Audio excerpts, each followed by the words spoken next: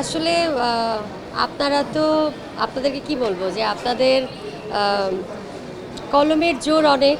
তারপরে এখন তো অনলাইন প্ল্যাটফর্মস কি বলবো অনেক অনেক কিছু আসলে খুব সহজে উঠাতেও পারেন, খুব সহজে নামাতেও পারেন। সো আমি আসলে খুব একটা গসিপিং পছন্দ করি না। যখন একটু কাজ থেকে একটু দূরে থাকি আমি আমার বাচ্চাদেরকে টাইম দিতে পছন্দ করি। তো আমার বড় কন্যা অনেক বছর পরে আমার কাছে এসেছে আপনাদের দোয়া ভালোবাসায়, এবং তার বাবার পারমিশনেই এসেছে।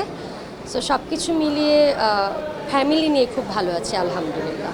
আপু লালন কন্যা বলা হয় তো এই যে সাম্প্রতিক সময় আমরা দেখতে পেয়েছি অনেক বাউলদের উপর একটা আগ্রাসন হয়েছে, আসলে এটা নিয়ে আপনার অভিমতটা জানতে চাই। আমার মনে হয় আজকে একটা সুন্দর প্রোগ্রামে আছি, আমরা একটু কষ্ট বা একটু অন্যান্য কথাগুলোকে একটু অ্যাভয়েড করে যাই প্লিজ। আমরা মা দিবস আছে, আপনি নিজেও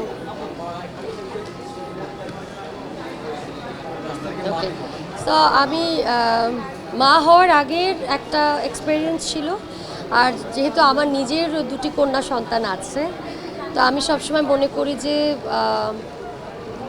মা না থাকলে আসলে সেই সন্তানটাই আসলে সেটা ফিল করবে। তো আমার মা বাবা দুজনেই বেঁচে আছেন আলহামদুলিল্লাহ।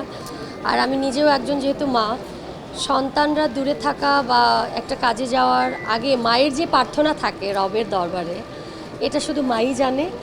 আর আমি চাই যে পৃথিবীর সকল মা অনেক ভালো থাকুক, মারা ভালো থাকলে সন্তানেরাও ভালো থাকবে।